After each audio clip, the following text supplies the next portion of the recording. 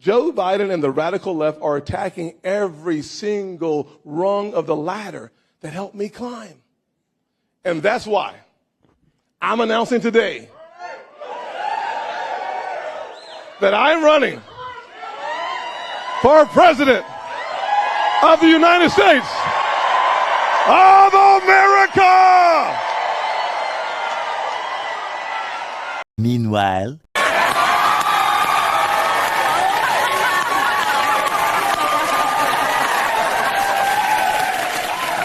no, she's doing it. No, first of that, I know I'm doing it to you. Oh, okay. Okay, let me get the hell out of the way.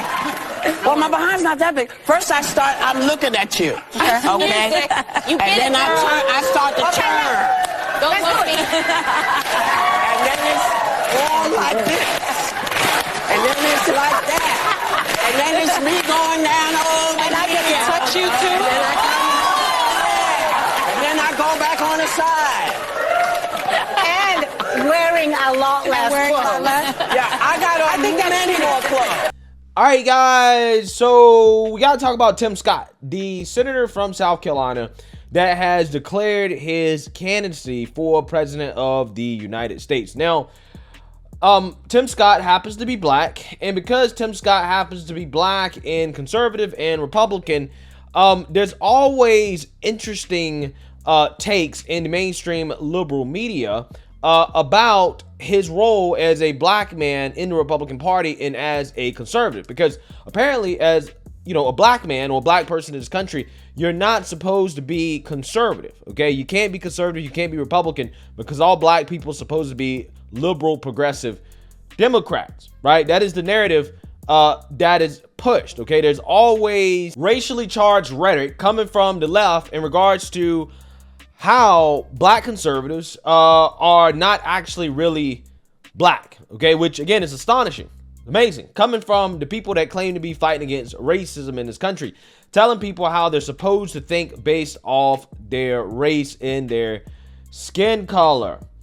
So with that being said, I actually want to react to the cackling hens on The View, who gave their take on Tim Scott running for president of the United States, because clearly they're upset, right? They're upset because it pushes back against the narrative that the GOP is the party of white supremacy, especially considering how most of the candidates that have declared themselves as GOP presidential candidates, they're not white, right? They're so-called people of color, right?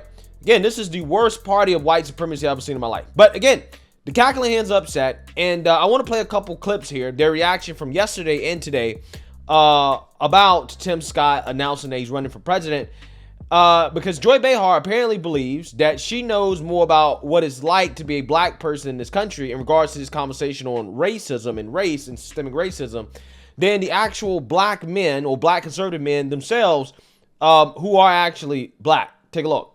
I think one of the issues that Tim Scott has is that he seems to think because I made it, everyone can make it, ignoring, again, the fact that he is the exception and not the rule. And until he is the rule, then he can stop talking about systemic racism. He's got Clarence Thomas syndrome. But I do think that he has championed policies specific to help the black and brown community. The First Step Act, which I know a lot of liberals think it didn't go far enough, but it helped in the first year get 3,000 inmates released into rehabilitation programs. Those are all great. He was the champion of the Emmett Till Anti-Lynching Act, which I think was able... He was one of them. Yeah, he was, listen, I don't take it...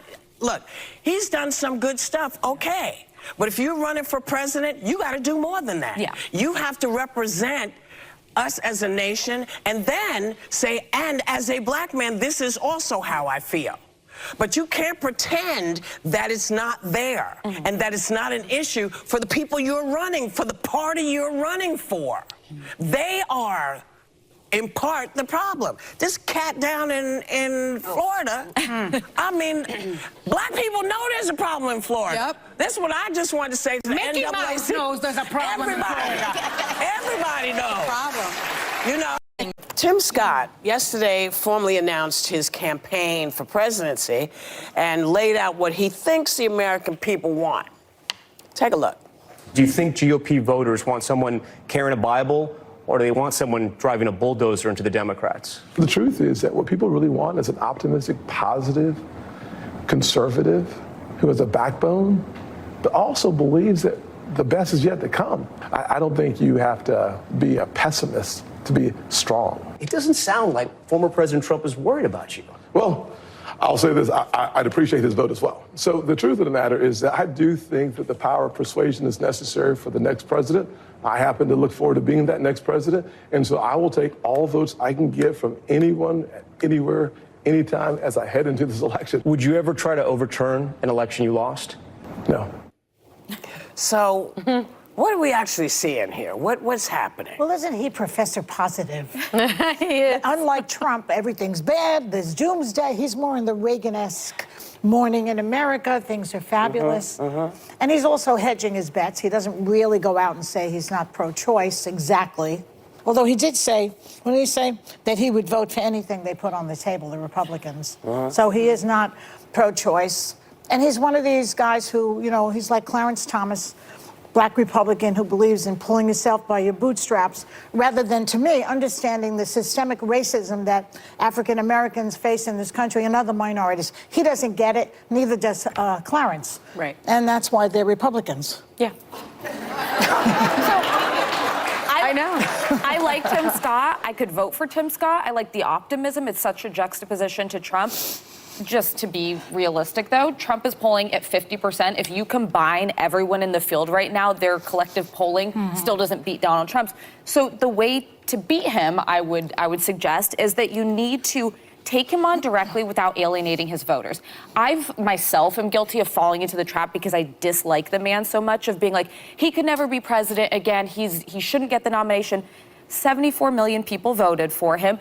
Everyone here has someone in their life who's a Trump supporter. Those people still exist and they need to be persuaded. Yeah, so you seen that, you heard that. According to Joy Behar, she knows about being black in America, right? More so than Clarence Thomas or Tim Scott, okay, who are actually black, okay? Her as a old white liberal woman knows more about the experience of a black man in this country, where she says, look, if you're black, you're not supposed to come out here and talk about how great everything is and that there's opportunity for black folks. And if, you know, I can do it, you can do it too. You're not supposed to try to uplift people with a positive message. No, you're supposed to talk about how this country is systemically racist, okay? And that you as a black person can't do nothing because of the white man, right?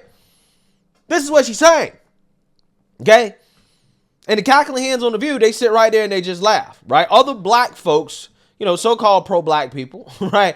They laugh as the liberal white lady tells black men how they're supposed to think, what they're supposed to believe as black men in this country. No, you don't understand.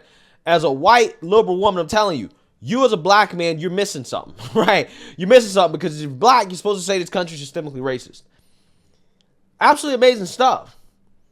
Sonny Holston says, hey, you can't come out here and talk about pulling yourself up by your bootstraps and, you know, how you made it. And if you can be successful, anybody else can be successful, because that's just not true, right? Black folks can't be successful. What are you talking about?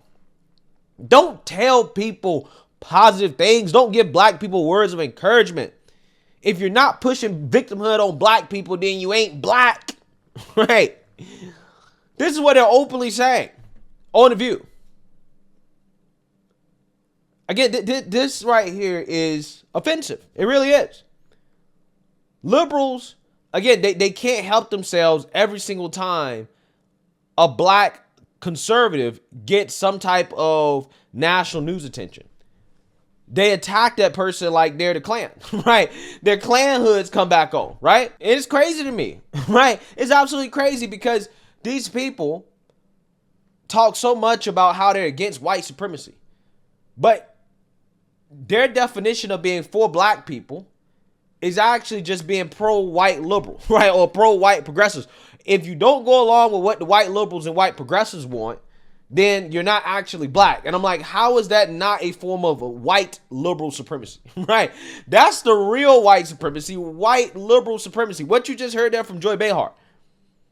Telling black people how they're supposed to think and feel.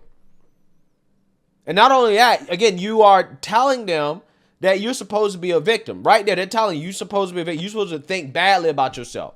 Don't look at successful black people and say, hey, I can do that, aspire to that. No, look at criminals and worship them, right? That's who you should aspire to be, a criminal. Aspire to be George Floyd, be a Jordan Neely, right? Be a victim, right? Be a criminal. Instead of being a Tim Scott, a sitting United States senator, or a Ben Carson, a world-renowned neurosurgeon, or a Herman Cain, God rest his soul, a successful businessman, or a Clarence Thomas, a sitting Supreme Court justice. No.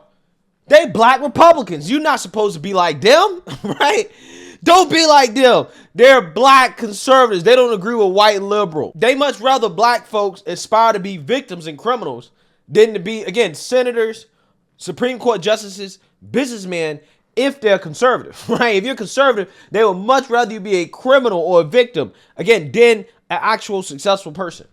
And that's why they go out of their way to tear down black conservatives so much. It's just crazy how they work. Again, these people come out the woodwork, right, to attack black conservatives, anyone that gains any national attention. And they tear them down. They strip them of their skin color and say, hey, you ain't black because you don't agree with us. You're working against black people. You're against black people because you think differently, right? You think differently than the white liberals. This is a psyop, right? This is crazy. But hey, this is the party that apparently is supposed to be fighting against white supremacy, right? They're supposed to be fighting against racism. Realistically, I don't think that Tim Scott has a chance. I think that he's probably running for VP more so than president. But, hey, he's in the race and we'll see what happens. Again, it's just amazing to me how when it comes to any Republican that's a so-called, person of color, whether it be Vivek Ramaswamy, Nikki Haley, Tim Scott, Larry Elder, whoever, they come out, they get a national spotlight, the Democrat claws come out, right? They go right back to being the party of the Klan, right? It's just amazing how that works. Let me know what you guys think. Make sure you like, comment, and subscribe. Most importantly, share a black conservative perspective. Peace.